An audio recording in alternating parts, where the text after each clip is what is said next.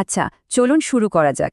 জীবনকে দেখার একটা একদম অন্যরকম দৃষ্টিভঙ্গি নিয়ে কথা বলা যাক। তো এই পুরো ব্যাপারটা সহজে বোঝার জন্য চলুন একটা ছোট্ট কিন্তু বেশ শক্তিশালী চিন্তার পরীক্ষা দিয়ে শুরু করা যাক।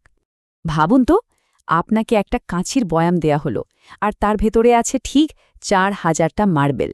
আর আপনাকে বলা হলো এর প্রত্যেকটা মার্বেল আপনার জীবনের একটা সপ্তাহের সমান। এবার ভাবুন, প্রতি রবিবার নিয়ম করে ওই বয়াম থেকে একটা করে মার্বেল বের করে দূরে ফেলে দেওয়া হচ্ছে, চিরদিনের মতো হারিয়ে যাচ্ছে। ওই সপ্তাহটা যেমনই কাটুক না কেন, ভালো মন্দ কিচ্ছু যায় আসে না, রবিবার এলেই একটা মার্বেল শেষ, মানে জীবনের একটা সপ্তাহ শেষ। ব্যাপারটা হলো, এই যে মার্বেলের বয়ামের গল্পটা, এটা কিন্তু শুধু একটা রূপক না। আসলে সত্যিটা হলো, একজন মানুষ গড়ে প্রায় ৭৫ থেকে ৮০ বছর বাঁচে। আর এই সময়টাকে যদি আমরা সপ্তাহে হিসেব করি, তাহলে কত হয় জানেন? ঠিক ৪,০০০ সপ্তাহ। হ্যাঁ, একদম ওই মার্বেলের সংখ্যার সমান। তো আমাদের এই ৪,০০০ মার্বেলের বয়ামটা তো আমরা পেয়েছি, কিন্তু প্রশ্ন হলো, এই মার্বেলগুলো, মানে আমাদের সপ্তাহগুলো, যাচ্ছে কোথায়? দুঃখজনক হলেও সত্যি, এই বয়ামের বেশিরভাগ মার্বেলই কিন্তু খরচ হয়ে গেছে। কিছু মার্বেল হয়তো ভালো কাজে লেগেছে, নতুন কিছু শেখাও হয়েছে, কিন্তু কতগুলো যে শুধু দুশ্চিন্তা করে বা মোবাইলের স্ক্রিন স্ক্রল করেই কাটিয়ে দেওয়া হয়েছে, তার কোনো হিসেব নেই। সত্যি বলতে, বেশিরভাগ সপ্তাহের কথা তো আমাদের মনেই নেই, তাই না? হিসাবটা আরেকটু পরিষ্কার করা যাক, কেমন? ধরুন কারো বয়স এখন ২০, তার মানে তার বয়াম থেকে প্রায় ১,০০০টা মার্বেল শেষ। যদি বয়স ৩০ হয়, তাহলে সংখ্যাটা প্রায় ১৫০০। ভাবা যায়? এটা কিন্তু আমাদের প্রত্যেকের জন্য একটা ব্যক্তিগত হিসেবের মুহূর্ত। আর এই সংখ্যাটা একদম নীরবে কিন্তু প্রত্যেক মুহূর্তে কমছে। কিন্তু আমরা এটা নিয়ে ভাবি না কেন?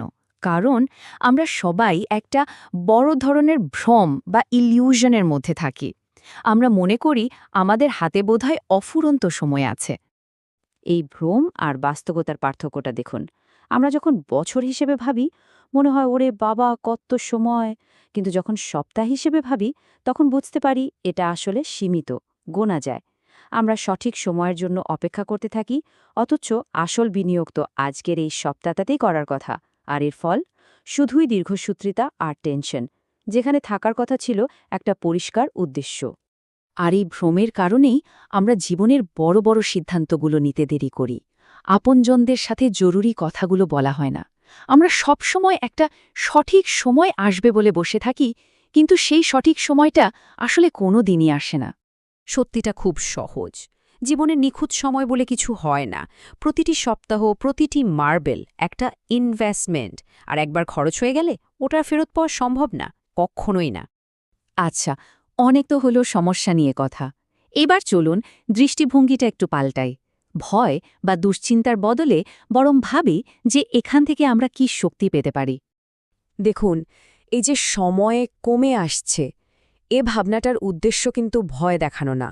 এটা একটা ওয়েক আপ কল। কারণ যে কোনো জিনিস যখন সীমিত হয়ে যায়, তখন সেটার মূল্য অনেক বেড়ে যায়, তাই না? আমাদের হাতে যে কটা সপ্তাহ বাকি আছে, সেগুলো ঠিক সেই কারণে অমূল্য। তো যখন আমরা বুঝতে পারি সময়ে সীমিত, তখন আমরা প্রায় নিজেদের একটা প্রশ্ন করি। কিন্তু মজার ব্যাপার হলো, আমরা প্রায় ভুল প্রশ্নটা করি। আমরা সাধারণত জিজ্ঞেস করি, হাতে আর কতগুলো মার্বেল বাকি আছে, বা কতটা সময় বাকি।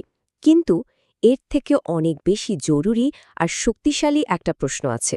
আর সেটা হলো, আমার এই বাকি থাকা মার্বেলগুলো, এই অমূল্য সময়টা কোন কাজের জন্য খরচ করা উচিত? প্রতিটা সপ্তাহ মানে হলো একটা করে মার্বেল খরচ করা। এটা একটা বিনিয়োগ, আর বিনিময়ে কি পাওয়া যাচ্ছে সেটার হিসেব রাখাটা জরুরি। একটা ভালো স্মৃতি, নতুন কোনো অভিজ্ঞতা, নাকি শুধু সময় নষ্ট, পছন্দটা কিন্তু দিন শেষে আমাদেরই।